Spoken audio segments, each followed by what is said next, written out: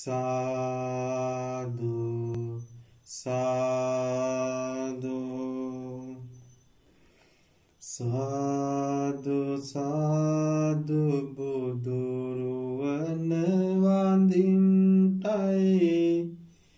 Sadhu, sadhu, sadham namadintai. Sadhu, sadhu, sangaruwana vandintai. Sadhu, sadhu, teruwan namadintai. Gautama muni duge sarana labentai. Sambuddhu bana pada mata sihiventai. Loturu sangha guna sihi karagantai. Gautama sasune pihita labantai. Siri dalanda himi mama namadintai. Kire sudu pating sadilentai. Siri sambuddhu guna mata sihiventai. Siri Gautama mahasaya vandintai. Siri Gautama mahasaya vandintai. Siri Gautama mahasaya vandintai. Sadhu, sadhu, sadhu. හොඳයි සදහැවර ගුණගරුක පින්නතුනි, අද මේ ධර්ම දේශනා මාලාවේ තවත් උතුම් දහම් දේශනාවක් ශ්‍රවණය කරලා අපේ සිස්සතන් වල බුද්ධ ආදී රත්නත්‍රේ ගුණ දැනගෙන සද්ධාව උපදවාගෙන මේ ඉපදෙන මැරෙන සංසාර සාගරය ගැන හොඳ අවබෝධයක් ඇති කරගෙන ඒ සසර දුක නිමා කරන ඒ චතුරාර්ය සත්‍ය ධර්මයන් අවබෝධ කරගන්න මේ දුක්ඛිත සංසාර ගමනින් සදාකාලික අයින් වෙලා ඒ උතුම් මගඵල නිවනින් සැනසීමට මේ උතුම් ධර්ම දේශනාවත් මටත් ඔබටත් උපකාර වේවා කියන අදහසින් අදත් අපි ඒ උතුම් ධර්මයේ ශ්‍රවණය කරමු. සද්ධාව පෙරදරි කරගෙන ධර්ම ගෞරවයෙන් ඒ උතුම් සීසත් ධර්මයේ ශ්‍රවණය කරලා තමන්ගේ ප්‍රඥාව අවදි කරගන්න හැමදිනාටම තුනුරුවනේ ආශිර්වාදය ලැබේවා කියන අදහසින් මේ උතුම් ධර්ම දේශනාව ආරම්භ කරමු. සදහැබර ගුණගරුක පින්වතුනි, පින්වත් දරුවනේ, අපි මේ ඉපදෙන මැරෙන සංසාර ගමනේ අනන්තවත් ගණන් කරන්න බැරි ආත්ම ගණන් එනවා. සතර අපායට වැටිලා අපි කුකුලෙක් වෙලා ඉපදිලා අනුන්ගේ කුසගිනි නිමණ්ඩ අනුන්ගේ ආසාවන් ඉෂ්ට කරන්න ගිහිල්ලා ඒ කුකුල් ආත්මේ අපේ බෙල්ල කපද්දී මස් පිනිස බෙල්ල කපනකොට පින්වතුනි, ඒ කුකුලෙක්ගෙන් ගලපුලේ සංසාරේ කුකුල් ආත්මවල විතරක් බෙල්ල කපද්දී ගලපුලේ මේ සතර මහා සාගරේ වතුර පරදයි කියලා භාග්‍යවතුන් වහන්සේ දේශනා කළා. ඒ වගේම තමයි ඌරෙක් වෙලා මේ සංසාරේ ඉපදෙන වාර අනන්තයි. ඒ ඌරෙක් වෙලා ඉපදිලා අනුන්ගේ මස් පිනිස ඒ ඌරගේ බෙල්ල කපද්දී ඒ ඌරු ආත්මවල විතරක් බෙල්ල කපලා ගලපුලේ සතර මහා සාගරේ පරාදයි. ඒ වගේම හරකෙක් වෙලා අපි අන් අයගේ මන පිනවන්නට බෙල්ල කපලා අපේ මස් කණ්ඩ හදද්දී ඒ ගලපු රක්ත වර්ණ රුධිරය මේ සතර මහා සාගරේ වතුර පරදනවා කියලා භාග්‍යවතුන් වහන්සේගේ ශ්‍රී මුකේම දේශනා කරනවා. ඒ වගේම එළුවෙක් බැටළුවෙක් වෙලා මේ ආකාරයෙන් බෙල්ල කපද්දි ගලනලේ සතර මහා සාගරයේ වතුර පරදයි. ඒ වගේම මනුස්ස ජීවිතවල අපේ බෙල්ල කපලා සමහරු හතුරු එහෙම නැත්නම් මොනියම් හේතුවකින් හරි මරණයටපත් වෙලා ගලපුලේ මොන තරම් ඇද්ද කියන එක පින්වතුනි මොහොතක් හිතන්න. ගණන් කරන්න බැරි මහා සාගරයේ වතුර පරදලා එක අම්මා කෙනෙක් නිසා උපමාවකට ගත්තොත් මේ ජීවිතයේ ඔබේ අම්මා නිසා සංසාරේ ඔය අම්මා වෙලා අනන්තවත් එන්න ඇති. ඒ ආපු හැම ආත්මිකම අඬපු කඳුළු සතර මහා සාගරයේ පරාදයි කියලා භාග්‍යවතුන් වහන්සේ දේශනා කළා. එමනම් එක අම්මා කෙනෙක් විතරක් නෙවෙයි සංසාරේ අපිට අම්මලා වුණේ. මේ සංසාරේ ඉන්න හැම සත්වයක්ම අපිට අම්මා වෙලා ඇති. මනුස්ස ලෝකේ අපි හීනකින්වත් හිතපු නැති කෙනෙක් අපිට තිරිසන් ලෝකෙදී අම්මා වෙලා රක්ත වර්ණ ලේ ටික කිරි කරලා පොවන්න ඇති. එහෙමනම් පින්වතුනි මේ සංසාර ගමන කියලා කියන්නේ මහා අති භයංකාරයි කියලා කිව්වේ අන්න ඒක. එහෙමනම් මේ ජීවිතේ තාත්තා සංසාරේ තාත්තා වෙලා ඒ තාත්තා නිසා අඬපු කඳුළු සතර මහා සාගරේ පරාදයි. පින්වතුනි මේවා මේ විදිහට දේශනා කරද්දී ඔයත්ගේ මනස් වලට යන්නේ නැහැ. කල්පනා කරලා බලන්න පින්වතුනි මේ සංසාර ගමන කොච්චර දීර්ඝව අපි යනවද කියලා. එහෙමනම් එච්චරට අපි මේ සංසාරේ ඉපදී මැරි යනවා. තාමත් අපි ඉපදී මැරි යනවා. මේ චතුරාර්ය සත්‍ය ධර්මය අවබෝධ කරපු නැති නිසා. අවිද්‍යා මෝහ අන්ධකාරයෙන් වැහිච්ච පංචකාමයට ලොල් වෙලා පෙරේත වෙලා කෑදර වෙලා ඒ පංචකාමයන් අල්ල බදාගෙන ඉන්න නිසාම නැවත ඉපදී ඔය මුලින් කිව්ව කාරණා තව තවත් ඉෂ්ට වෙන එක විතරයි පින්වතුනි අපි කාතරත් වෙන්නේ. පින්වතුනි ඒ නිසා ඔබ මොහොතක් හිතන්න බලන්න එක අම්මා කෙනෙක්ගේ එතකොට මොන තරම් මව්කිරි කන්දරාවක් බොණ්ඩ ඇද්ද? දෙමව්පියන්ට ණය වෙලා ලේ කිරි කරලා රක්ත වර්ණ ලේ ටික පොවපු අම්මට ණය වෙලා තාත්තට ණය වෙලා සංසාරේ ණය ගෙවා ගන්න බැරුව සංසාරේ සතර අපායේ කොච්චර අපි දුක් විඳින්නේ නැද්ද? අම්මා මේ බුද්ධ ශාසනයක් තියෙන කාලේ මෙච්චර ලෝතුරු දහම දේශනා කරන කාලේ තමන්ගේ අම්මට තාත්තට සලකන්න බැරි දරුවෝ ඉන්නේ මේ සමාජයේ. අම්මට ගරු කරන්න දන්නේ නැහැ, තාත්තට ගරු කරන්න දන්නේ නැති සමාජයේ ඒ දෙමව්පියන්ට මොනතරම් ණයයිද මේ දරුවෝ. බුදුරජාණන් වහන්සේ දේශනා කළේ සිල් රකින්න නැති, බණ අහන්න නැති, දන් දෙන්න නැති, භාවනා කරන්න නැති, චතුරාර්ය සත්‍ය ධර්මයේ හුදෙක් දන්නේ නැති අම්මව ඒ සියලු දෙයට යොමු කරනවා නම්, තාත්තව ඒ සියලු දෙයට යොමු කරනවා නම්, දන් දෙන්න, සිල් රකින්න, බණ භාවනා කරන්න, බණ අහන්න අය අම්මව තාත්තව යොමු කරන පුතා ඒ අම්මගේ තාත්තගේ ණයින් නිදහස්. නමුත් අද සමාජයේ එහෙම දරුවෝ අපිට දකින්න නැහැ.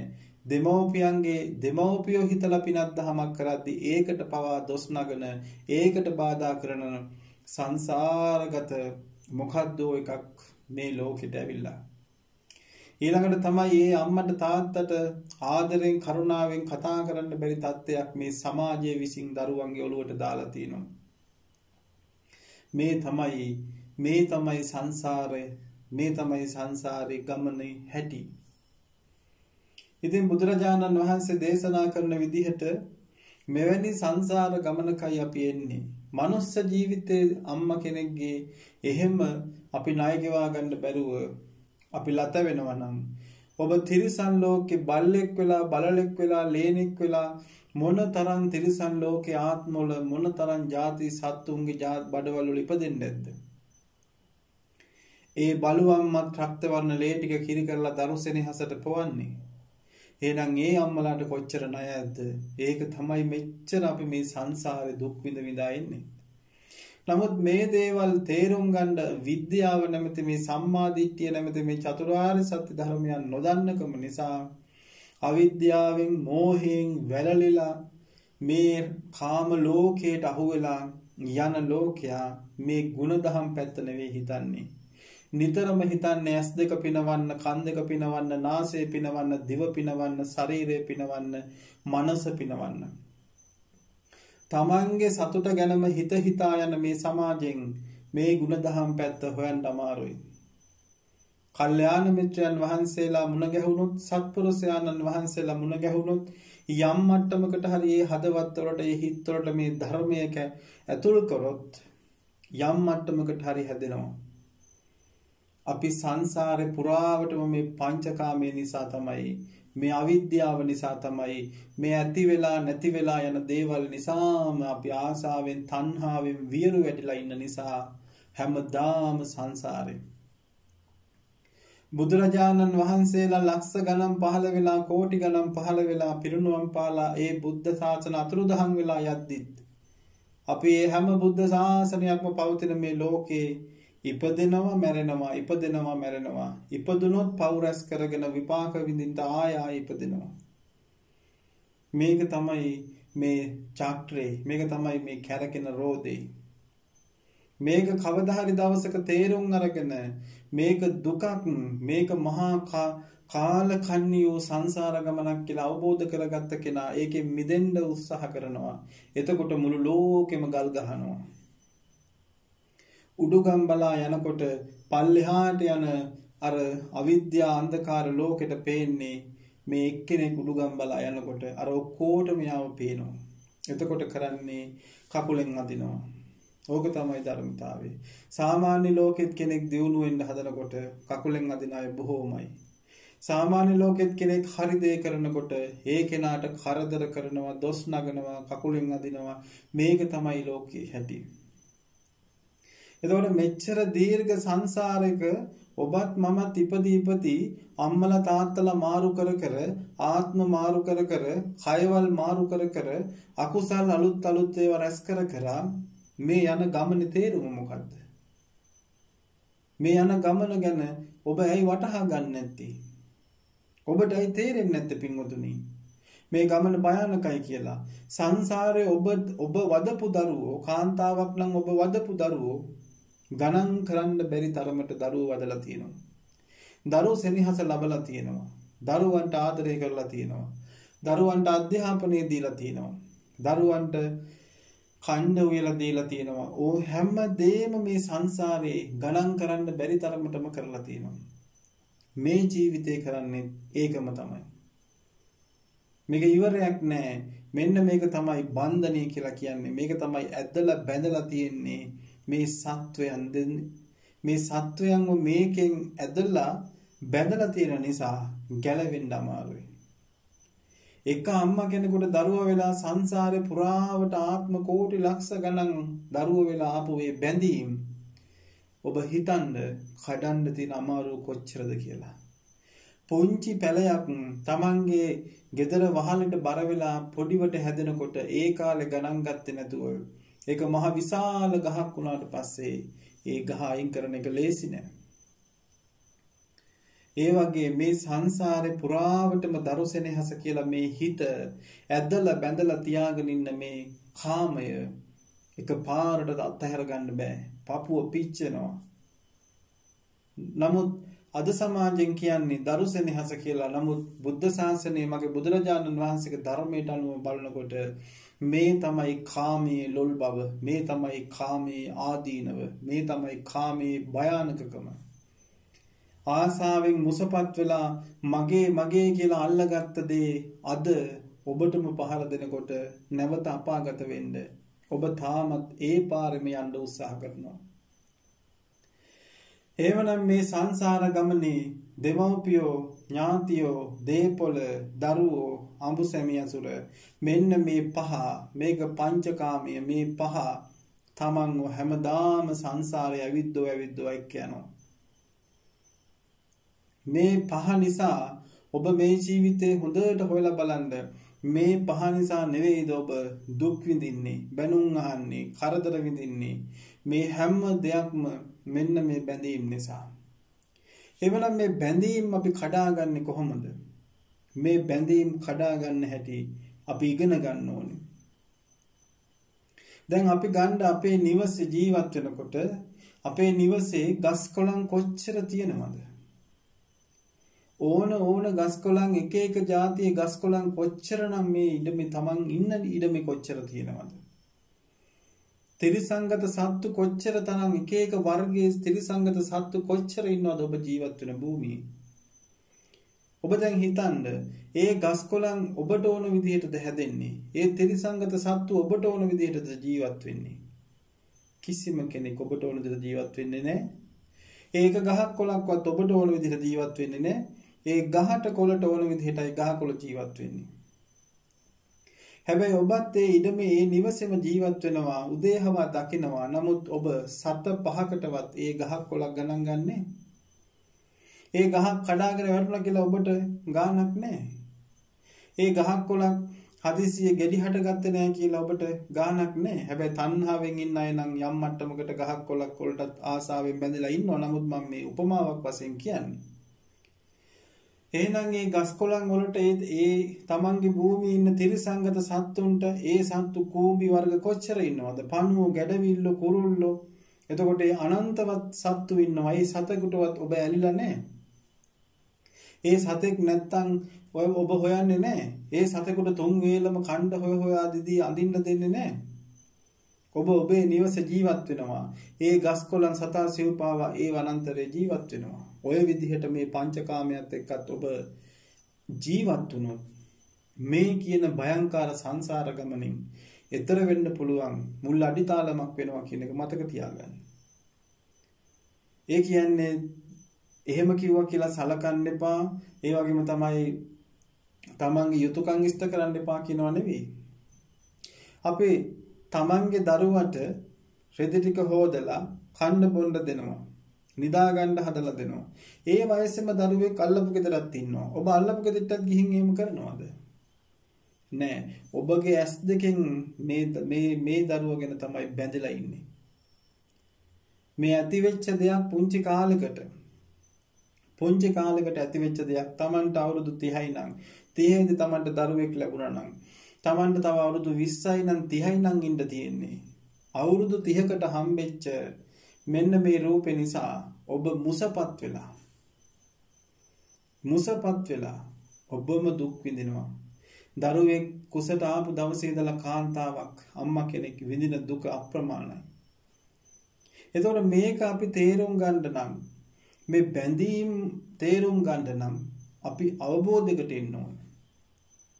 එහෙමනම් ඔබ මේ දෙමව්පියෝ, සහෝදරයෝ, ඥාතියෝ, දේපොළ, දරුවෝ, සැමියා, බිරිඳ මේ දේවල් පුංචි කාලෙකට මට ලැබුණ දේවල් කියලා ඔබ බුද්ධියෙන් හිතනවා නම් දැන් හිතන්න බිරිඳක් කෙනෙක් පිරිමි කෙනෙක් අවුරුදු 25න් හෝ 30න් කසාද බඳිනවා.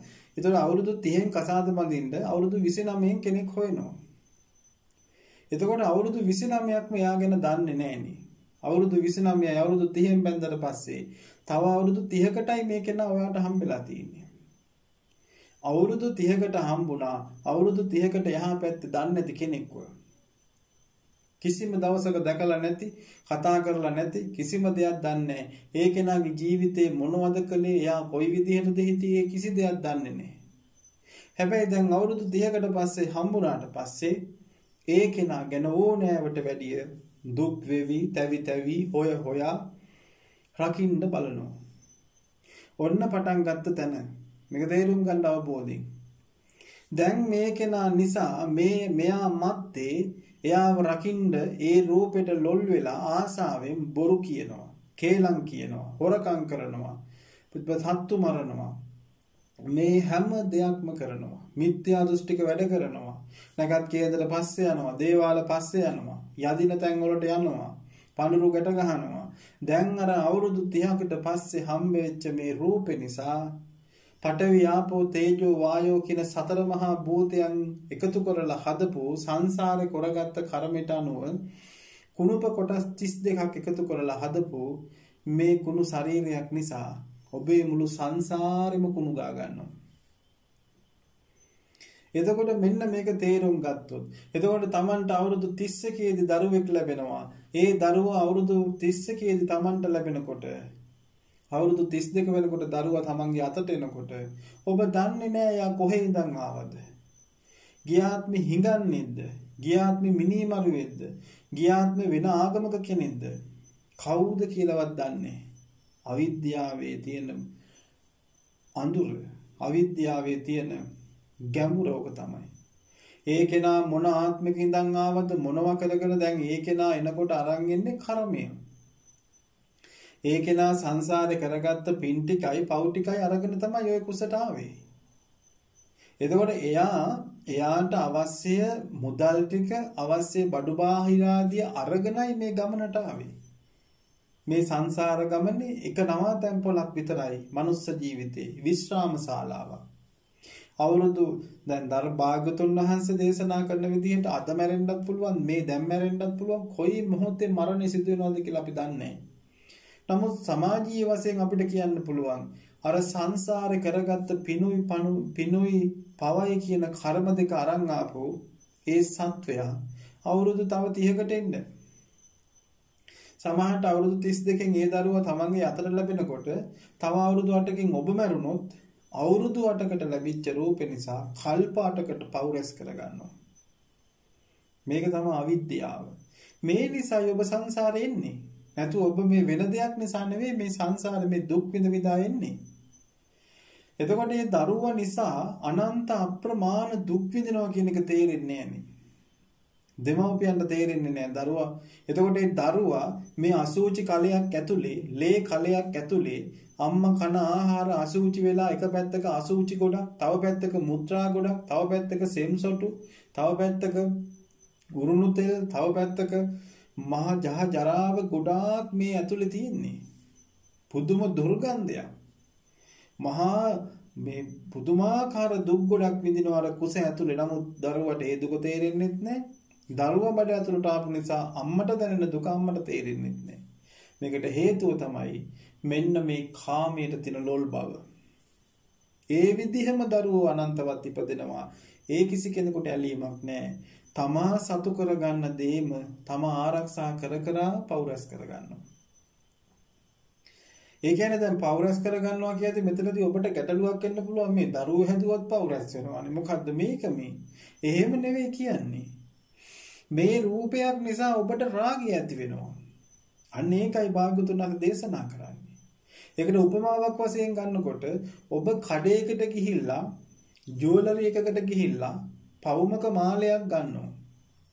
දැන් ඔබ අද ගිහිල්ලා රුපියල් ලක්ෂයක් දීලා ඒ මාලේ ඔබේ කරට දාගන්න ඉස්සරලා මම අර මුලින් කිව්වා වගේ ඒ මාලේ තිබ්බේ කඩේ. ඔබේ කඩේ ගාවින් ඕන තරම් ගියා. සමහරට ඒ මාලේ ඇස ගැටුණා. හැබැයි ඔබට ආරක්ෂා කරන්න හිතුණාද?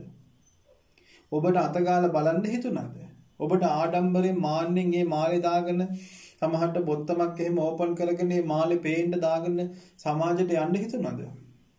නෑ. එහෙමනම් මේ මාලේ ගන්න පෙර ඒ මාලේ නිසා ඔබ කවදාවත් පව් කරගත්තේ නෑ. දැන් ඔබ අද මේ මාලේ රුපියල් ලක්ෂයක් දීලා අද මේ මාලේ ගත්ත මොහොතේ ඉඳලා මේ මාලේ එක්කෝ මේ මාලේ නැති වෙනකන් එක්කෝ මේ මාලේ ගත්ත ඔබ මැරෙනකන් කරගන්නෙම පව්. මාලේ කරට දාගන්නේ ලෙඩක් සුව වෙන්නද? අසනීපයක් සුව වෙන්නද? නැත්තම් අමරණීය වෙන්නද? නැත්තම් තව කෙනෙක් අමරණීය කරන්නද? නැත්තම් තමන්ට නිවන හම්බෙනවටද? නැත්තම් තමන් සිතන පතන පරිදි සියල්ල ඉෂ්ට වෙනවටද? නෑ. කල්පනා කරලා බලන්න. දැන් අපි කියන්නේ මේ මාල දාන්න එපා කියනව නෙවෙයි. කල්පනා කරලා බලන්න. ඔබ කන්නේ කුසගින්නද කියලා කල්පනා කරලා බලන්න. ඔබ බත් ටිකක් කන්නේ බඩගින්න නිමා ගන්නද? ජීවත් වීම සඳහාද කියලා බලන්න. අද මිනිස්සු කන්නේ අද මිනිස්සු ජීවත් වෙන්නේ කන්නමයි. හැබැයි භාග්‍යවතුන් වහන්සේ දේශනා කළේ මේ ජීවිතයේ ගෙනියන්න ජීවත් වීම සඳහා ආහාර ටිකක් ගන්න කියලා. නමුත් අද වෙලා තියෙන්නේ මිනිස්සු ජීවත් වෙන්නේ කන්න. පුදුම කෑමක් මිනිස්සු කන්නේ. කොච්චර කෑවත් ඉවරයක් නැහැ. ඒ නිසා තමයි හැම තැනම මේ තරමටම මේ කන බොන අවංකල් විවෘත වෙලා ඔබව එනකම් බලාගෙන ඉන්නේ උයාපියාගෙන. ඔබ මුසපත් කරලා ඉතින්ට ගන්න ඕන නිසා එක එක රසකාරක දාලා පිළිකාකාරක දාලා ලෙඩ වෙන දේවල් දාලා මොනවා වුණත් ඔබට ඒ අයට ගානක් නැහැ. ඔබව ඒ අවන්හලට ඇදලා අරගෙන ඒ ජහජරාව ටික ඔබ සතු කරලා ඔබේ මුදල් ටිකට ඒ අය ආදරය කරන්නේ. ඕක තමයි මේ සංසාරේ හැටි. එතකොට අපි මේක තේරුම් ගන්න තාක් මේක තේරුම් ගන්න නැති තාක් අපි මේ දෙපැත්තේ පැටලෙනවා. ඒ නිසා අර අපි මෙච්චර කාලයක් පව් රැස් කරගත්තේ නැති පව් රැස් කරගන්න වෙනවා අර රූපයකට ඇලීම නිසා. දැන් බලන්න මේ දේශනාවේ මුලින් කිව්වා බිරිඳක් ගන්න හැටි. ඊට පස්සේ දරුවා නිසා. දැන් එතකොට මේ අර දරුවා මොන ලෝකෙ ඉඳන් ආවත් දන්නේ. ඇවිල්ලා මේ කුසල රිංගපු දවසේ ඉඳන් එතන ඉඳලාම ඒ කෙනාටත් පව් තමයි රැස් වෙන්නේ. එතකොට මේක තමයි මේ පව් රැස් වෙනවා කියන්නේ දෙයක් ආසාවෙන් අල්ලගත්තද නැවත ඉතින් දුක් විඳින්න වෙනවා. අපි ළඟ තියෙන දෙයක් අපි හදවතින්ම අතහැරියද අපි එතනින් නිදහස්. නමුත් ඔබ හිතන්න ඔබේ හිතට තට්ටු කරලා ඔබට මොන තරම් ආසාවල් කන්දරාවක් ඔය හිත ඇතුලේ තියෙනවද? මොන තරම් දේශ සහගත සිතුවිලි ඔය හිත ඇතුලේ තියෙනවද? ඒ මුළු සංසාරේ පුරාවට පුරුදු කරන දේවල්. එක පාරට ඒ පුරුද්දට ආවොත් ඒ පුරුද්දට යනවා. ඒක හරියට කියනවා නම් අවුරුදු 50ක් විතර එකම දිගට කොන්දොස්තර වැඩේ කරපු කෙනෙක් අවුරුදු 5ක් විතර එකෙන් අයින් වෙලා නිකන් ඉඳලා එක පාරට මේක හම්බුනොත් එයාට පුරුදු වෙන්න දෙයක් තියෙනවද? එයාට ට්‍රේනින් කරන්න දෙයක් තියෙනවද? නෑ. එයාට අර අවුරුදු ගානක පුරුද්ද එතෙන්ට ගන්නවා. ඊට පස්සේ එයා ඒ ජොබ් එක හරියට කරනවා. ඒ වගේ සංසාරේ පුරාවටම ඉපදී දරුවෝ වදවදා මේ දරුවන් හදා එතකොට දරුවෝ නම් ඉගෙන ගන්නවා මේ කරන හැම සෙල්ලම හැම ආත්මෙම හැම මොහොතකම කර ආවේ. ඒ පුරුද්ද තමයි සංසාරේ කියන්නේ. එතකොට මේ පුරුද්දත් එක්ක ඇවිල්ලා තව තවත් නැවතත් එකම දේ කරනකොට ඔබට එපා වෙන්නේ නැද්ද පින්වතුනි? ඔබට මේකෙන් එතර වෙන්න හිතෙන්නේ නැද්ද? දැන් මහා ලොකුවට අපි මහා ආදරයකින් බැඳීමකින් ලං කරගත්ත දේවල් අද ඔබට මහා දුකක් ගෙනත් දීලා නැද්ද පින්වතුනි? හැම මොහොතකම හූල්ලන්න වෙලා නැද්ද පින්වතුනි? ඔබගේ ජීවිතේ එපා කරවලා නැද්ද? ඇයි තවත් එවැනිම ජීවිතයකට යන්න ඔබ මේ පංචකාමයේ යෙදී පිනක් දහමක් කරන්නේ නැතුව දානයක් මානයක් නැතුව පොයකට සීලයක් රකින්න නැතුව දවසකට එක බණ පදයක් අහන්න නැතුව අන් අයට මෙසිත පතුර ගන්න නැතුව අන් අයට ආදරෙන් කරුණාවෙන් කතා නොකර අන් අයට යහපතක් වෙන දේ නොකර තමන්ටත් යහපතක් වෙන දේ නොකර නිකන් කාලේ කන්නේ වගේ ජීවත් වෙන්නේ ලැජ්ජ නැද්ද? කාලකන්ණි කියලා කියන්නේ කාලේ කනවා කියන එක. මේ අවුරුදු 60 කාලේ ඔහොම කකා යනකොට ඔබට මේ අවුරුදු 60 ගෙවා ගන්න ඔබට ලස්සන වැඩපිළිවෙලක් මාර්යා මේ ලෝකේ හදලා දීලා ඔබ මේ කාලසටහන අනුව ඔබ මේ ලෝකෙට එවලා තියෙනවා. හැබැයි ඒක ක්‍රියාත්මක වෙන්නේ ඔබ අරන් ආපු මුදල් වල හැටියට. පව්පින් දෙක. ඔබ මේ ජීවිතේ සැපවත්ව කාලා බීලා ඇඳලා ඉන්න නිදුක්ව නිරෝගීව ඉන්න හොඳ පරපුරක් හොඳ නෑදෑ පරපුරක් ඒ වගේම තමයි හොඳ සමාජීය මට්ටමක් හොඳ උගත්කමක් හොඳ ලස්සන ශරීරයක් ලබන්න නම් ඔබ ගියාත් මේ අංග සම්පූර්ණ දන් දීලා තිබිය යුතුයි සිල් රැකලා තිබිය යුතුයි. එහෙම නැත්නම් ඔබට වෙන්නේ ඔහේ නිකන් අර කිසිම අංග කුලාවක් නැති අනන්ත දුක් විඳිනා ඇටගොඩ පෑදිලා හරියට ඛණ්ඩ නැහැ හරියට සමාජයක් නැහැ හරියට උගත්කමක් නැහැ කිසි කෙනෙක් පිළිගන්නේ නැහැ මේ දෙයට උනේත් ඔබ අරන් ආපු අර මලු දෙකේ එක මල්ලක් සංසාරේ දන් දීලා නැහැ සංසාරේ කාටවත් යහපතක් කරලා නැහැ මේ ජීවිතේ කිසිම කෙනෙක් නැහැ ඔබට උදව්වට සංසාරේ දානයක් මානයක් දීලා නැහැ කිසි කෙනෙක්ගේ කුසගිනි නිවලා නැහැ ඔබට මේ ජීවිතේ ඛණ්ඩ නැහැ කොහෙන් හරි හම්බෙච්ච දේවත් හරියට කාලා රස විඳ ගන්න බෑ. ඔබ සංසාරේ හරියට ඇත්ත කතා කරලා බොරුවින් ජීවත් නොවි ඇත්ත සත්‍ය දේම පවසලා හිටපු කෙනෙක් නම් ඔබට මේ ජීවිතේ ඔබ කියන දේ ඕනම කෙනෙක් අහයි. ඔබ ආවාද කළත් ඔබ යම් මොන දේ කළත් ඔබ මොන දේ කිව්වත් ඒ මිනිස්සු දොහොත් මුදුලින් ඒවා සවන් දීලා ඒවා පිළිගයි. ඔබ සංසාරේ නිතරම බොරුවෙන් නම් ජීවත් වුනේ. ඔබ බොරුම නම් කිව්වේ. ඔබ මේ ජීවිතේ රජෙක් වුණත් ඔබ කියන දේ අහන්නේ ජනතාව. ඕක තමයි ඇත්ත. එහෙමනම් මේ අපි සංසාරේ කරගන්න කර්ම නේද මේ? ඔබ ගියාත්මේ වැරදිකාම සේවනයේ යෙදිලා තමන් කසාද බඳපු නීතියානුකූල බිරිඳ සැමියාත් එක්ක පමණක් ඔබ ඉඳලා නමුත් වෙන අන් අයට අඹුවන් ගාවට ගියා නම් පර අඹුවන් ගාවට පර සැමියන් ගාවට ගියා නම් ඔබ මේ ජීවිතේ මුළු ලංකාවටම කියලා කෝටියක් වේදම් කරලා අහස උඩ වෙඩින් එක ගත්තත්, මහ මොහොත මැද ගත්තත්, නැවක් මැද ගත්තත්, ප්ලේන් එකක් උඩ ගත්තත් ඔබේ පෞල් ජීවිතේ සාර්ථක නැහැ. ඔබේ පෞල් ජීවිතේ සාර්ථක නැහැ. ඔබ නපුංසක වෙලා ඉපදෙන්න පුළුවන්. ආන්න බලන්න. හතුරු ගොඩාක් ඔබට කිට්ටු වෙන්න පුළුවන්. එහෙනම් සංසාරේ ප්‍රශ්නයක් අරගෙන නෙවෙයි අපි මේ ඇවිල්ලා තියෙන්නේ. ඔබ සංසාරේ මත්පැන් මත්ද්‍රව්‍ය පාවිච්චි කළා නම් මේ ජීවිතේ ඔබේ දෙමව්පිය ඔබ ජනාධිපති කරනවා කියලා උගන්වුවත් රටේ ඉන්න සියලුම උගත්තු ගෙනල්ලා ඉගැන්නුවත් ඔබට මොලේ නැහැ. ඇයි ඔබ සංසාරෙන් අරන් ඇවිල්ලා තියෙන මොලේ තමයි මත්පැන් මත්ද්‍රව්‍ය පාවිච්චි කරපු අකුසල එක පැත්තක ඔබට ප්‍රඥාව ඉන්නේ නැහැ. තේරුම් ගන්න පින්වතුනි. මේ ජීවිතේ ඉපදුණු දවසේ ඉඳලා ඔබට යම් මට්ටමකට තේරෙන දවස උදා වුණාද? මරණ මොහොත දක්වාම ඔබට තේරෙනවා නම් යම් දෙයක්. ඔබ මෙහෙම හිතන්න. මේ තමයි සංසාරේ හැටි. මම අරන් ආපු දේ තමයි මම මේ විඳින්නේ. තමන් කොච්චර හොඳට හිටියත් ඔබට නිතරම මිනිස්සු බයිනවනම්, තමන්ගේ බිරිඳ සැමියා බයිනවනම්, බිරිඳ සැමියා සැක කරනවනම්, දරුවෝ කියන දේ අහන්න නැත්තම්, දරුවන් සලකන්නේ නැත්තම්, ඥාතියෝ ගණන් ගන්න නැත්තම්, සමාජ මට්ටමක් නැත්තම්, උගත්කමක් නැත්තම් ඔබ හිතන්න ඔබේ කිසිම දෙයක් ලබන්න පුළුවන් කර්මයක් ඔබ සසරේ කරගෙන ඇවිල්ලා නැහැ. මිනිස්සෙක් වෙන්න පින් කරගත්තට ඒ මිනිස්සයා මේ ලෝකේ ජීවත් කරවන්න ඕන පරිසරේ හදාගෙන ඇවිල්ලා නැහැ. ඉතින් මේ ජීවිතේ මේ අඩුපාඩුකම් ටික තියෙනවා නම් ඇයි මේ කබල් දේවල් ටිකක් අල්ලගෙන ඇයි තවත් ඒ මැත්තේ නැහිලා ඔయిత වැඩිය දුක්ඛිත තැනකට යන්න හදන්නේ? ආන්න එක තමයි ප්‍රශ්නේ. ඉතින් මේ ප්‍රශ්නෙට පිළිතුරු තියෙන්නේ ඔබ ගාවමනේ. ඔබට මේ ජීවිතයේ අඩුපාඩු ටික ඔබට පේනවා නම්, ඔබ විඳින දුක් ටික ඔබට දැනෙනවා නම්, මේක ආයෙ මම මේ සංසාරේ විඳින්නේ නැහැ කියන එක අවබෝධ කරගන්න පුළුවන් නම් ඒකට අවශ්‍ය පරිසරය හදාගන්න. ඒකට තමයි කියන්නේ පින් කරන්න කියලා. එවනම් මේ දුක් කොට Tamanට එපා නම් එහෙනම් ඔබ පින් කරන්න.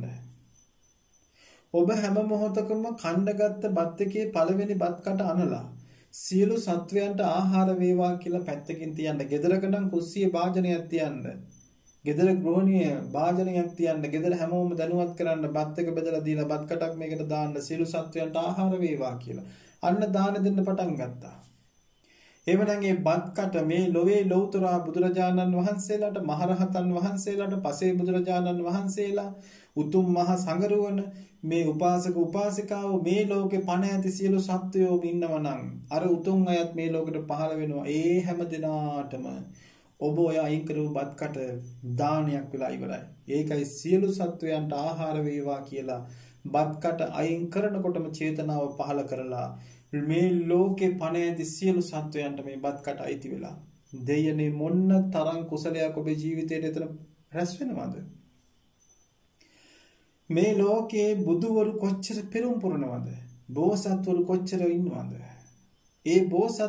ඒ බෝසතාණන් වහන්සේලා කවදා හරි සම්මා සම්බුදු වෙලා ඒ සම්මා සම්බුදු සසුන් වල අගසවුදෙනම අග්‍ර උපස්ථායක 80 මහා ශ්‍රාවකයන් වහන්සේලා කොච්චරනම් මේ ලෝකේ පෙරම් පුරනවද? ඔබ උදේ බත් කට සියලු සත්වයන්ට ආහාර වේවා කියලා අයින් කරනකොට ඒ සියලුම දෙනාට අයිති වෙලා මොන්න තරම් කුසලයක් කරගන්න තියෙද්දිද මේ මෝඩයෝ වගේ අපි මේ බත් බෙදාගෙන කන්නේ? අවසිහියෙන් කන්නේ. සිහි බුද්ධියෙන්වත් නෙවෙයි. එතකොට දවසට 3 වේලක් කනකොට අච්චර මහා කුසල ගංගාවක් ඔබගේ ජීවිතේට හරව ගන්න තියෙනවා. එහෙනම් පටන් ගන්න. අර මුලින් කිව්ව දුක් වලින් නිදහස් වෙන්න නම් මෙන්න මග දැන් කියලා දෙනවා. පටන් ගන්න. අද ඉඳලා මේ මොහොතේ ඉඳලා පටන් ගන්න. ඒ දේ කරන අය නම් තව ශක්තිමත් වෙන්න. මොහොතකටවත් අමතක කරගන්න එපා. කොතන කෑවත්, බස් එකේ කෑවත්, හෝටලයකට ගිහින් කෑවත්, මගුල් ගෙදරකට මල ගෙදරකට ගිහිල්ලා කෑවත්, ගෙදර කෑවත්, කොහෙ ගිහින් කෑවත් ඕක කරන්න පුළුවන් ඔබට. ඊළඟට මේ කෑම කාලා ඉඳුල් අතයි ඉඳුල් වාජනේ හොදලා බිමට දානකොට හිතන්න මේ ඉඳුල් ටික සියලු සත්වයන්ට ආහාර වේවා කියලා. ඒ ඉඳුල් ටික පණුවෝ, ගැඩවිල්ලෝ, කුරුල්ලෝ කොච්චර සත්තු කනවද? අන්න දැන් ඔබට සංසාරේ සැප ලබන්න ඕන මාවත තමයි මේ කියන්නේ. නිවන් දකින්න මාවත නෙවෙයි සැප ලබන්න ඕන මාවත. එතකොට මේ විදිහට ඊළඟට එතනින් පටන් ගන්න ගෙදරක සම්බුද්ධ පූජාවක් දවසට එක වේලක් වත් නැත්තම් බිස්කට් එකක් හරි කෙහෙල් ගෙඩියක් හරි වත්තේ පිටියේ තියෙන පළතුරක් හරි පූජා කරගන්න පිළිවෙලකට පිරිසිදුව දන් දෙන්න. ඊළඟට තමයි පුණ්‍ය භූමියකට දාන ටිකක් දෙන්න සද්ධාවෙන් කියනවට නෙවෙයි, බයට නෙවෙයි, ලෝකෙට බය නෙවෙයි, සමාජයට බය නෙවෙයි, ලැජ්ජාවටපත් වෙයි කියන බයට නෙවෙයි. අනේ මම සසරේ දන් දීලා නැති නිසා මේ ජීවිතේ මම මේ ගොනෙක් වගේ දුක් විඳිනවා. ඒ නිසා මගේ පරලොව ජීවිතය යහපත් කරගන්න ලැබේවා. අද මොන දේ කරන්න ගියත් මිය ගියපු අවුරුදු 50 60 100 මිය ගියපු මිනිස්සු අවුරුදු 100කට එහා මිය ගියපු මිනිස්සුත් නිවන් දක්කන්න හදනවා මේ ජීවිතේ දුක් විඳිනවා. කමක් නැහැ. පරලොවෙන් ගිය අයට සත්කාර සම්මාන කළ යුතුයි. සත්පුරුෂ ඒක සත්පුරුෂයාගේ ක්‍රියාවක්. ඉතින් ඔබත් ඔබ ගැන හිතන්න. ඒකයි. තමන් ගැන හිතලා අනුන් ගැන හිතන්න. ගොඩක් දුර කියන්නේ අවස්ථාවාදීව නෙවෙයි. තමන්ගේ ජීවිතය යහපත් කරගන්න ගමන් ඒකට භාග්‍යවතුන් වහන්සේ දේශනා කරනවා තමන්ටත් යහපතක් වෙන දේ අනුන්ටත් යහපතක් වෙන දේ කරන්න කියලා. ගොඩක් අය අනුන්ට යහපත වෙන දේ කරනවා තමන්ට හැමදාම හින ගහලා. ඒක කරන්න යන්න එපා. තව අය ඉන්නවා තමන්ට යහපත් වෙන දේම කරගන්නවා අනිත් අයට අයහපතක්. ඒක කරන්නත් එපා. තමන්ටත් අනුන්ටත් යහපතක් වෙන දේ තමයි තුන් ලෝකාග්‍ර මගේ බුදුරජාන් වහන්සේ දේශනා කළේ අපිට කරන්න කියලා. දැන් එතකොට ඔබට සංසාරේ කණ්ඩ බොණ්ඩ ඕන නම් ඔන්න පටන් ගන්න දානි දෙන්න. නැතුව මේ ස්වාමීන් වහන්සේලාට දන් දෙන්නවත් අනිත් අයට කණ්ඩ බොණ්ඩ දෙන්න කියන එක නෙවෙයි. තමන්ට ඊළඟ ජීවිතේ කණ්ඩ ඕනේ නම් සැපට තමන් ආසම දේවල් තමන් කණ්ඩ ඕන නම් තමන් දන් දෙන්න. භාග්‍යවතුන් වහන්සේ දේශනා කරන්නේ. එතකොට එහෙම දන් දෙන තැනින් නතර වෙන්න එපා. ඔබට ඊළඟ ආත්මේ අංග පුදුමාකාර විදිහට ධනස්කන්ධයක් තියෙන මහා කෝටි ප්‍රකෝටිපතියෙක් වෙලා ඔබ ලෙඩ ඇඳක හිටියොත් ඇති ඵලය මොකද්ද? අතට පයට සේවකයෝ යාන වාහන මුතු මැණික් රන් රෙදි ඕන දෙයක් ඔබට ඕඩාවටත් වැඩිය තියෙනවා. හැබැයි ඔබ ඉන්නේ අංග විකල වෙලා. ඔබ ඉන්නේ කතා කරන්න බැරුව, කන් ඇහෙන්නේ නැතුව, ඇස් පේන්නේ නැතුව, ඇවිදින්න බැරුව, අතක් පයක් නැතුව. වැඩක් දෙ ජීවිතේ. එහෙනම් මේ ජීවිතේ වැඩක් නැත්තම් ඔබ සිල්පද පහරක ගන්න. ඔබට එහෙනම් දැන් තියෙන්නේ මොකද්ද? තමන්ට නිත්‍ය සීලේ පංච සීලයේ ගිහියෙක් නම් පන්සිල් පද පහරක ගන්න. ඔබට ඊළඟ ජීවිතේ ඕනෑවටත් වැඩිය ධනස්කන්ධයකට උරුමකම් කියන නිරෝගිමත් ශරීරයක් තියෙන, පැහැපත් ශරීරයක් තියෙන, තේජවන්ත ඕනම කෙනෙක් දන නමන ශරීරයක් හම්බ වෙයි. පටන් ගන්න.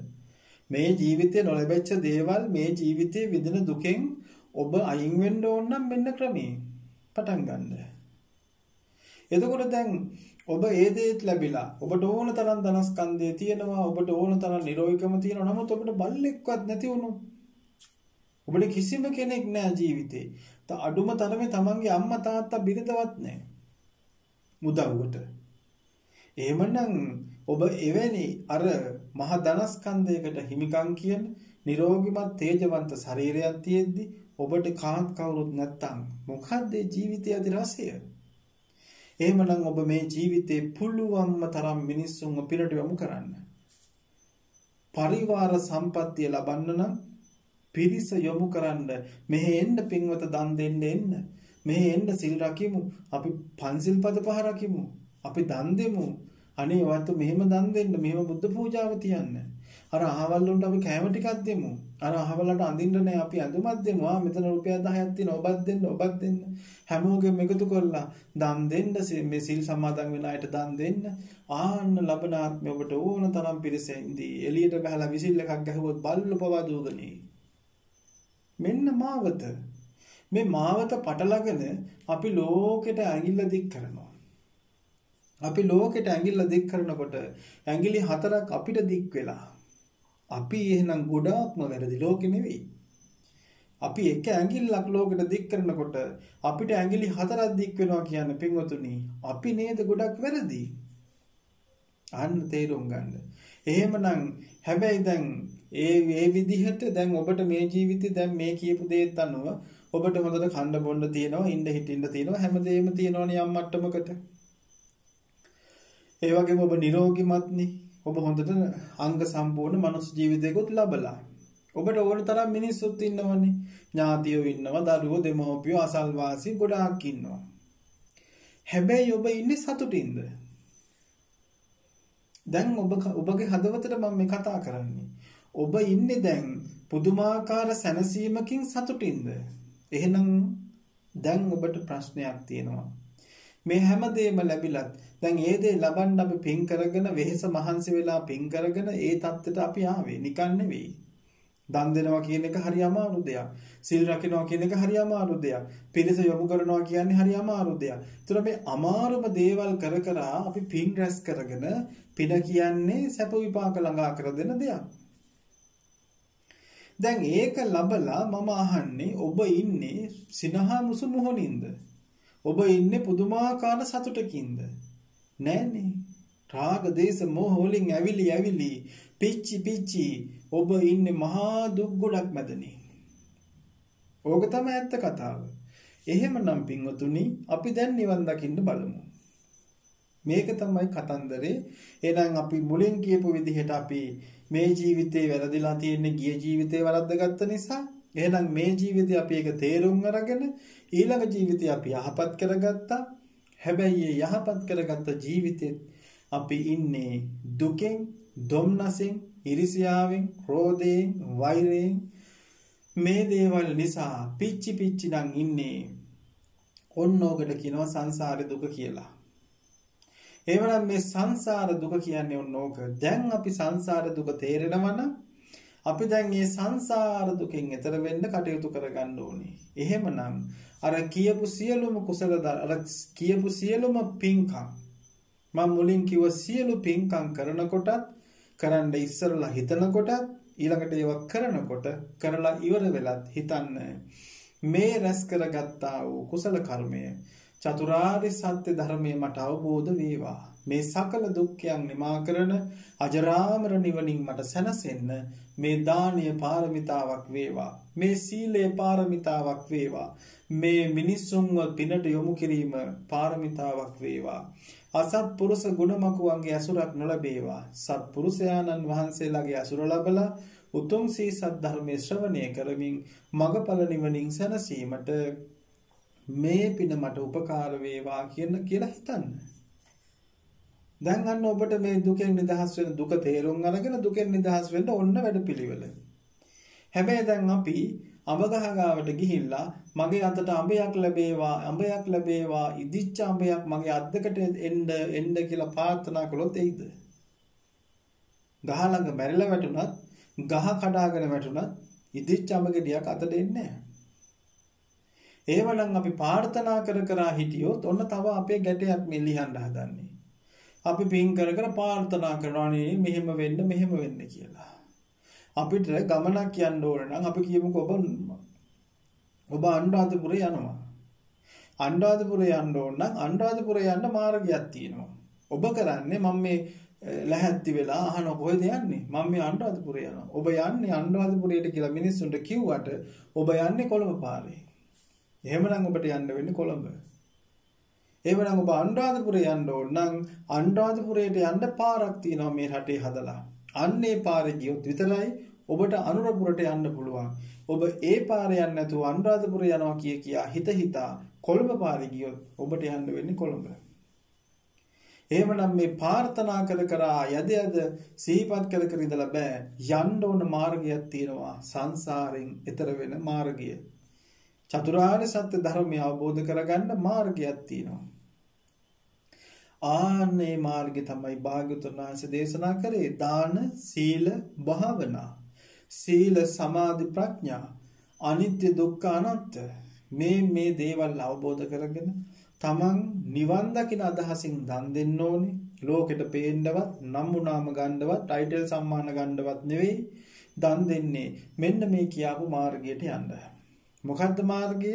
මේ කොහොම කළත් සංසාරේ දුකයි. මේ මොනව කළත් සංසාරේ දුක් කරදර ගොඩයි. ඒ නිසා මේකෙන් ඈතර වෙන්න නම් අපි චතුරාර්ය සත්‍ය ධර්මය අවබෝධ කරන්න ඕනේ. ඒ චතුරාර්ය සත්‍ය ධර්මය අවබෝධ කරන්න නම් යන්න ඕන මාර්ගයක් පෙන්නලා තියෙනවා. ඒ මාර්ගයට යන්නටයි මම මේ දන් දෙන්නේ. මම මේ සිල් රකින්නේ. මම මේ භාවනා කරන්නේ. මම මේ ධර්මය අහන්නේ. මම මේ අනිත් අයට බණ කියලා දෙන්නේ. පිනට දහමට යොමු කරන්නේ. හිතන්න. ආන්නේකයි බුදුරජාණන් වහන්සේ දේශනා කරන්නේ සක්කච්ඡන් දානන්දේති කාලේන දානන්දේති චිත්තාලංකාර දානන්දේති. සුදුසු කාලයට දන් දෙනවා, සකස් කරලා දන් දෙනවා. ඒ කරන දානේ ඒ සිතේ අලංකාරය, සිතේ පැහැදීම, සිතේ සතුට ඇති වෙන්න ඕන. අන්න එහෙනම් මේ මාර්ගය ප්‍රාර්ථනා කර මේ ස්වාමීන් වහන්සේලා පින් අනුමෝදන් කරනකොට වහ චතුරාර්ය සත්‍ය ධර්මය අවබෝධ වේවා කියද්දී හූ කියලා සාදුකාර දෙනවා අත් දෙක ඔළුවේ තියාගෙන. ඉතින් ඕම කරලා බෑ. එහෙමනම් අපේ හිතේ තියෙන අදිෂ්ඨානයක් අපි කටින් කිව්වට අදිෂ්ඨානයක් හිතේ තියෙන්න ඕනේ. බුදුරජාණන් වහන්සේ මනසින්, වචනෙන්, ශරීරයෙන් කොච්චර පාරමිතා පිළිවද සම්මා සම්බුදු වෙන්නේ. ඒ නිසා පින්වතුනි අපිට එච්චර පාරමිතා පුරන්න නැහැ. ඒ උත්තරීතර මගේ භාග්‍යවතුන් වහන්සේ එච්චර අනන්ත දුක් විඳලා අපිට මඟ පෙන්නලා තියෙනවා. අපිට මේ මඟ යන්න බැරුවනේ මේ ඉන්නේ. ඒ තරමට මුළු සංසාරෙම කාමයන් වලට මුසපත් වෙලා, පෙරේත වෙලා, කෑදර වෙලා, නිවටය වගේ සංසාරේ යනවා. අච්චර ලස්සන පැහැදිලි ධර්මයක් තියා හොඳට මතක තියාගන්න පින්වතුනි. අප තථාගතයන් වහන්සේ මේ අවිද්‍යාවේ මෝහාන්ධකාරයෙන් වැහිච්ච රාග දේශ මෝහ වලින් උමතු වෙච්ච මේ ලෝකෙ මැදින් මේ චතුරාර්ය සත්‍ය ධර්මයේ දේශනා කරගෙන වඩිනවා. අය මේ ඔක්කොම එක්කන් අතින් අල්ලගෙන ඔඩික්කේ තියාගෙන හොරතල් කර කර සිවුරු කොන දීලා එක්ක යන්නේ නැහැ. මගේ බුදුරජාණන් වහන්සේ මඟ පෙන්වන්නේ ඒ මාර්ගයේ පෙන්නගෙන ඒ භාගතුන් වහන්සේ වඩිනවා. අපිට පින තිබුණොත්, අපිට ඕනකම තිබුණොත්, අපි මේ සසර දුක දන්නවනම් ආන්නේ භාගතුන් වහන්සේ වඩින මාර්ගයේ පිටිපස්සේ නෙවෙයිද මහ සංගරෝණ වැඩි. ඒ මහරහතන් වහන්සේලා වැඩි. අන්න ඒක තමයි මේ බුද්ධ ශාසනයේ දර්ශනය. ඒ මාර්ගෝපදේශකෙක්, මාගේ තථාගතයන් වහන්සේ මාර්ගයේ පෙන්වන ගුරුවරයෙක්. ඒ මා පෙන්වන මාර්ගයේ යන හොඳ ශික්ෂය තමයි මුලින් ඒ අමා මහ නිවන අවබෝධ කරගත්තේ. ඒ ශික්ෂයන් හොඳ නිසා තමයි, ඒ ශික්ෂයන් ඇති කරපු ඒ උතුම් ගුරුවරයා හොඳ නිසා තමයි අදටත් අපි මේ අද්දක එකතු කරලා වඳින්නේ, ගරු කරන්නේ. එහෙමනම් ඒ මාර්ගයටම ඔබට යන්නත් පුළුවන්. එහෙනම් අපිටත් ඒ මාර්ගයේ පැහැදිලිව තියෙනවා, යන්න ඉඩක් තියෙනවා. හැබැයි ඔබ නිකං කටුපාරක, කැලෑ පාරක දුක් විඳිනවා ඒ පාරට යන්නේ නැතුව. එහෙමනම් අපි ඒ පාරේ යන්න ඕන විදිහ අපි පුරුදු කරගන්න ඕනේ. හිතට රාගයක් එනකොට ඒ රාගය මත්තෙම නැහිනවට වැඩිය ඒ රාගය ආදීනව දකින්න. අපි කියමුකෝ පුරුෂයෙකුට කාන්තාවක්, කාන්තාවකට පුරුෂයෙක් සම්බන්ධව රාගයක් ඇති වෙනවා. ඒ රාගය ඇති වෙනකොට හිතන්න මේ මොකද්ද? මේ සංසාරේ පුරාවට මට මේ අකුසල් නිසා අනන්ත දුක් විඳා. මොකද්ද මට මේකෙන් ලැබෙන්නේ? මේ සතර මහා භූතයන්ගෙන් හටගත්ත පස් ටික කොයි, වතුර ටික කොයි, හුලන් ටික කොයි, රස්න ටික කොයි එකතු කරලා අර මුලින් කිව්ව සංසාරේ කරගත්ත පින්පව්වක දුක සතුට මිශ්‍ර වෙලා මේ නව දුරකින් අසෝචි වැగిරෙන, මේ නිතරම දුර්ගන්ධය හමන, කිසිම තැනක ප්‍රසන්න බවක් නැති මේ ශරීරයකට මං ඇල්ල වැඩේ මොකද්ද? අඩුම තරමේ හිතන්න මේ කටේ දතක් ගලවලා ඔබේ බත් පිගානේ තියාගන්න පුළුවන් තව කෙනෙක්ගේ. ඔබ මහ ලොකු ආදරේ කෙනෙක්ගේ දතක් ගලවලා ඔබ කන බත් එකේ තියාගන්නකෝ.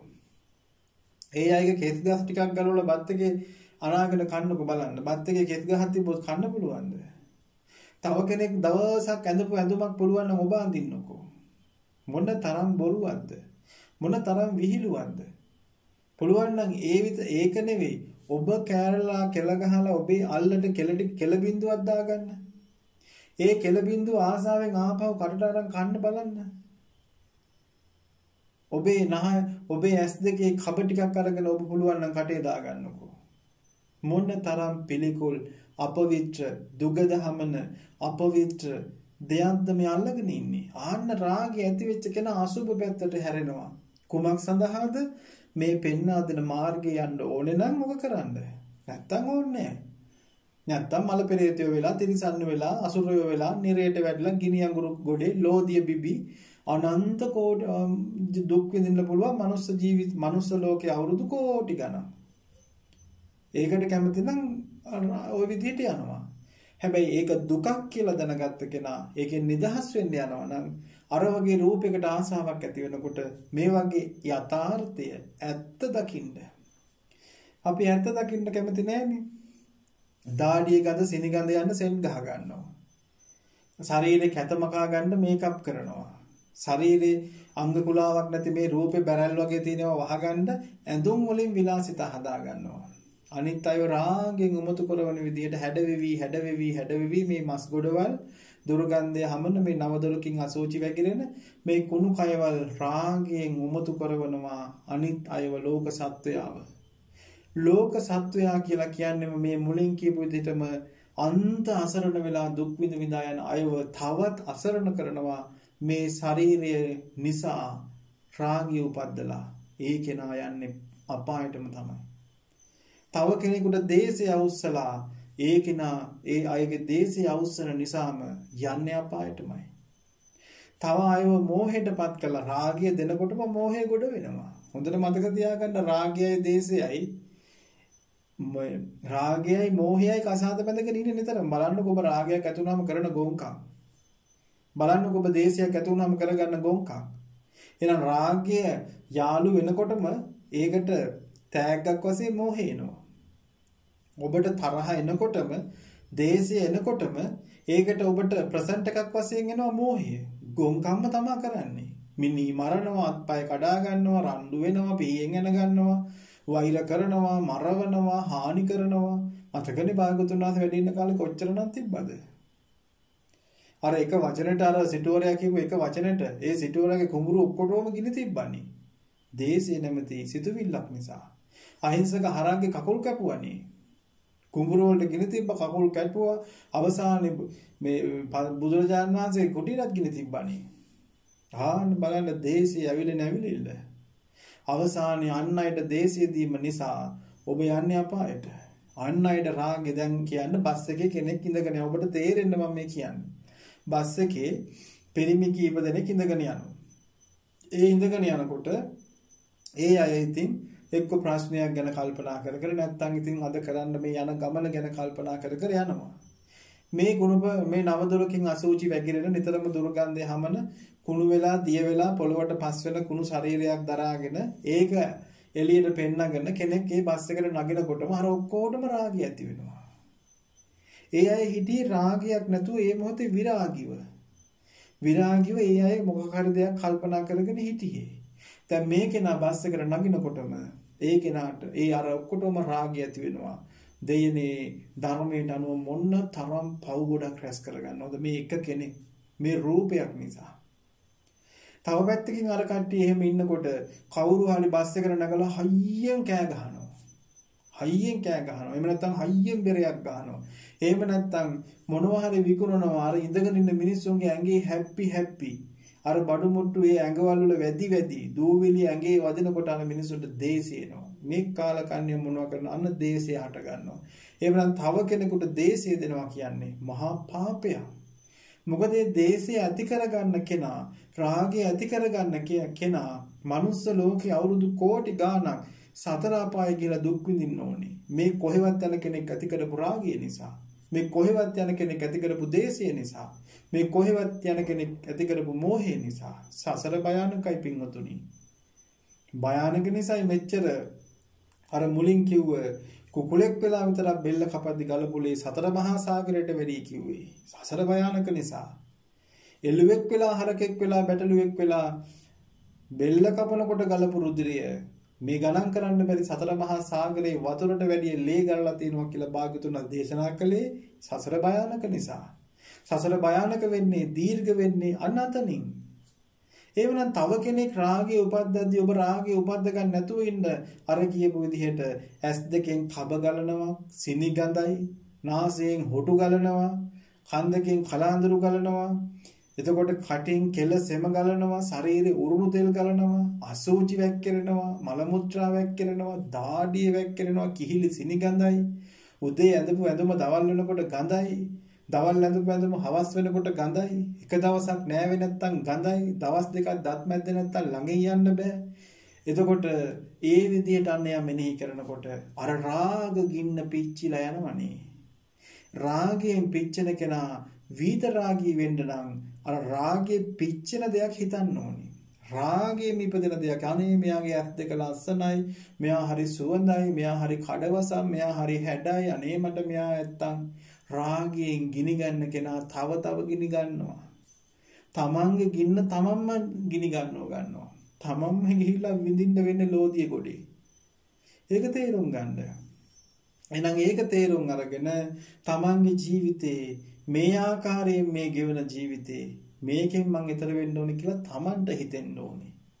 දැන් මට හිතුණාට බෑනේ ඔය ඇතු නිවන් දකින්න ඕනේ කියලා ඔය ඇත්තන්ට හිතෙන්න එපා. දැන් මම හිතනවා නෑ මේ ඇතු නිවන් දකින්න ඕනේ කියලා. අපි එහෙම කරලා අනන්තවත් බැට කාලා තියෙනවා. අපි සානුකම්පිත වෙලා මෛත්‍රී සිතින් ආත්මාර්ථකාමී ගමන යන ගමන් පරාර්ථකාමී වෙලා ආත්මාර්ථකාමී කියන්නේ මගේ අපේ නිවන විතරක් අපි පතාගෙන යනකොට මිනිස්සු විඳින දුක දැකලා ධර්මයේ මෙනෙහි වෙනකොට අනේ පව් කියලා හිතලා පරාර්ථකාමී වෙලා අන් අයවත් නිවනට යනකොට අපිට ගහනවා පොල්ලෙන්. අවසානයේ අපිට නැති වැරදි දොස් පරස්න හානි කරදර විවේචන පුදුම විදිහට ආන්නේ පරාර්ථකාමී වෙන්න ගියපුවා වෙනදී. ඒතර අන්න ඒව ඉන්නකොට තමයි අපිට අර වගේ ගින්නක් ඇති වෙනකොට ඒ ගින්න නිමා ගන්න තමන් ඒ ගින්දරට වතුර දා ගන්නව ඇරෙන්න ආපහු පිදුරු දාගත්තොත් අවසානයේ හිරගෙදරි එක්කෝ ස්පිරිතාලේ එක්කෝ මල් ශාලාවකින් එක්කෝ 6-4 වලක් ඇතුලේ එක්කෝ අතපය කැඩිච්ච රෝද පුටුවක් අතපය කැඩලා රෝද පුටුවක එහෙම නැත්නම් තමන්ගේ බිරිඳ සැමියා දරුවෝ දෙමාපියෝ ඥාතියෝ සියල්ලම නැති වෙලා හිඟන්නේ බවට පතලා පාරට ඇදලා වැටෙන්න පුළුවන්. කුමක් නිසාද? අර දැකපු රූපේ නිසා. ඒ රූපෙම වර්ණනා කර කර ගියපු නිසා, ගින්නට පිදුරු දදා හිටපු නිසා ගිනි ගත්ත මුළු ගේම. ඔන්නෝක තමයි කතාව. ඒකට තමන් බුද්ධිමත් වෙලා තමන් ඒ ගින්න නිමා ගත්තා නම් අපි කාටවත් කියන්න අර කතාවක් තියෙන අර ගමහාමිනේ කුස්සිය පිටිපස්සේ හාල් ගන්නකොට එතකොට ගමහාමිනේ හාල් ගන්නවා ගමරාල මොනවා හරි දෙයක් කර ඉන්නකොට ගෙදර පිදුරු වහලට ගිනි ගත්තා. ගිනි ගන්නකොට දැන් මිනිහා එළියට පැනලා කෑ ගහනවා කවුරු පිරිමි කෙනෙක් වරෙල්ලා අයියෝ මයි ගෙට ගිනි ගත්තා කී කෑ ගහනවා. ගමහාමිනේට මේක ඇහිලා හාල් ගරණක පැත්තක දාලා බලනකොට මිදුලට අවිලා බලනකොට ගියේ ගිනි ගන්නවා. තමන්ගේ ගමරාල කොයි කියලා බලන ගමරාල හූ කී කෑ ගහනවා පිරිමි කෙනෙකුට අඬ ගහනවා. එතෙන්ට ආපු ගමහාමිනිකෝ ඈ බොල තෝත් පිරිමියෙක් නේ. තෝ නැගලා නිමපිය කොයි ගින්න එක එකට කතා කරන්නේ. අනේ ඇත්තට ගමහාමිනේ ඇත්ත නේන්නම් මට අමතකුණානේ මං පිරිමියෙක් කියලා. කියලා ටක් ගාලා ගින්න නිමුවා. අන්න ඒ වගේ ඔබට ඇති වෙච්ච රාගයේ පින්වතුනි ඔබ දකින්න ඔබට ඔබගේ හිතයි ගිනි ගන්න රාගයෙන් ඔබගේ හිත ගිනි ගන්නකොට ඒ ගින්නට ඔබ තවත් පිටුරු දාගත්තොත් ඔබමයි දැවෙන්නේ ඔබටමයි හානිය එනිසා ඔබට පුළුවන් වුණා නම් අර ගමරාල එයාත් පිරිමි කෙනෙක්නේ එයාට පුළුවන් අර ගින්න නිමා ගන්න තමන්ගේ ගෙදර ඒ වගේ තමන්ට තේරෙනවා තමන්ට රාගයක් ඇති වුණා, දේශයක් ඇති වුණා, මෝහයක් ඇති වුණා. මේක නිසා මම මුළු සංසාරෙම දුක් විඳා. තවත් ඒ දුකේ ඉවරයක් නැහැ. ආයෙත් මම මේ අලුත් දුකක් ඇති කරගන්නයි හදන්නේ කියලා අර කයේ ආදීනව දැකලා තමන්ගේ දුක ගැන හිතලා තමන්ට විඳින්න තියෙන දුක ගැන හිතනකොට අර සිතුවිල්ල ප්‍රහාණය කරගන්න පුළුවන්. එතනදී නැවත පෞකාරයත් ඔබට රාගය දෙනවා නම් ඔබ එතනදී බුද්ධිමත්ව එක්ක දිනේ දෙක පියාගෙන එහෙම නැත්නම් එතනින් අයින් වෙලා මොකක් හරි දෙයකින් තමන්ගේ හිතේ සැනසීම තමන් හදාගන්න. අපේ සල්ලි ටික බැංකුවට ගිහින් දැම්මහම අපිට පොලියකුත් එක්ක සල්ලි ටික ආරක්ෂා කරලා දුන්නට සුනාමියක් ආවොත් බැංකුව ගියොත් ගියා. බැංකුව යන්නේ සල්ලි විතරක් කරන්නේ නෙවෙයි සුනාමිය යන්නේ. බැංකුවයි සල්ලි ටිකයි ඒ ලියකිවිලි ඔක්කොම අරගෙන යන්නේ. එතකොට සාක්කිත් නැහැ. ආන්නක තේරුම් ගන්න. එහෙමනම් ඒ වගේ තමයි ඔය කවුරුත් ඇති කරන රාගදේශ මොහ නිසා ඔබටයි මේ සංසාරේ සාක්කියක්වත් නැතුව දුක් විඳින්න වෙන්නේ. මොකද යම රජුරු අහනවනේ. මෙතන ගිහිල්ලා මේ ජීවිතේ නම් මොන හොර වැඩේ කරලා හරි බොරු කරලා හරි මොනවා කරලා හරි පගාව දීලා හරි එක්ක මම කලේ නෑම කියලා බොරු කියලා හරි බේරෙයි. හැබැයි හොඳට මතක තියාගන්න. මරණ මංචකේ බේරෙන්න බෑ.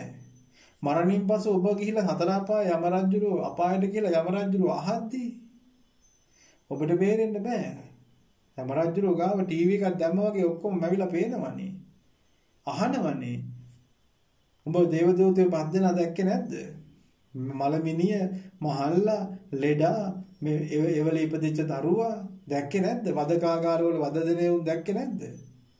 ඒතර ඔබට හිතුන්නේ නැද්ද දෙයනේ සංසාරේ මමත් මිනිස්සෙක්, මමත් සත්වයෙක්, මටත් හෙට මේ දේ වෙන්න පුළුවන්.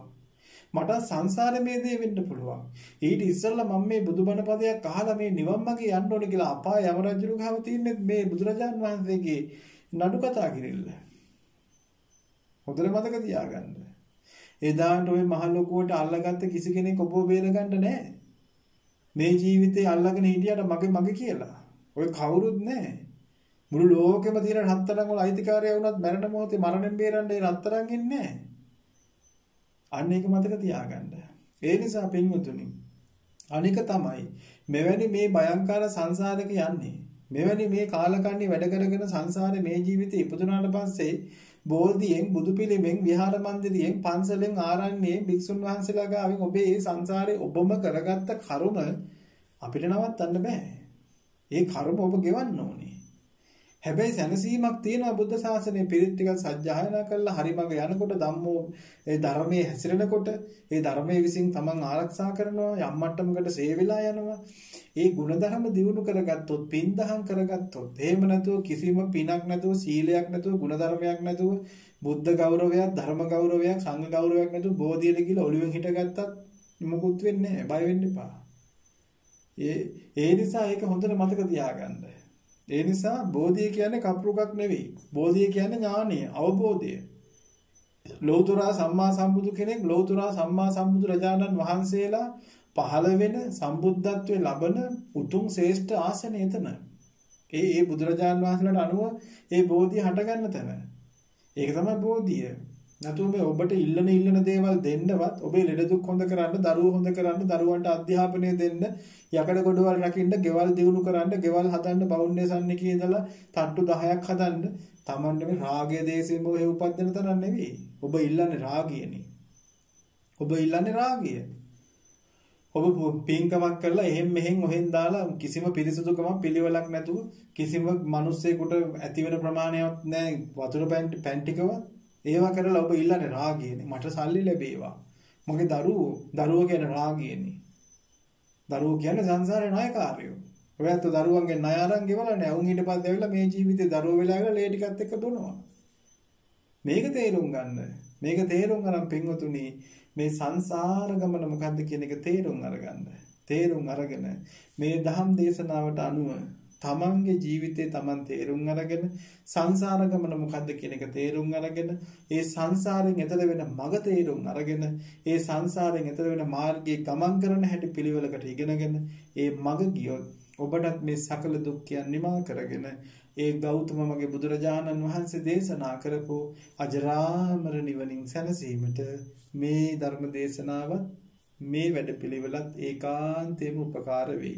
ඉතින් ඒ නිසා පින්වතුනි පින්වත් දරුවනේ අපි ඔබ හැමදිනාටම මේ ගෞතම බුදු සසුනේ උතුම් අමා මහ නිවනින් සැනසීමට මේ උතුම් ධර්ම දේශනාවත් මහෝපකාර වේවා කියලා අපි අදිෂ්ඨාන කරගමු. මේ උතුම් ධර්ම දානයේ කුසල් බලයේ තුන් ලෝක වාසී හැමදිනාටමත් මිය පරලෝකීය හැමදිනාටමත් ඔබටත් මටත් ඔබගෙත් මගෙත් දෙමව්පිය සහෝදර ඥාති බන්දු හතුරු මිතුරු කොයි කාටත් අනුමෝදන් වේවා. සකල දුක්ඛයන් නිමා කරගෙන අජරාමර නිවනින් සැනසීමටම පාරමිතා ධර්මයක් වේවා. ප්‍රඥා පාරමිතාවක් වේවා. වීර්ය පාරමිතාවක් වේවා. සකල සත්වයන්ටම යහපත පිණිසම මේ උතුම් ධර්ම දේශනාව මහෝපකාර වේවා. සාදු සාදු සාදු සමට තෙරුවන් සරණයි. යහපතක් වේවා.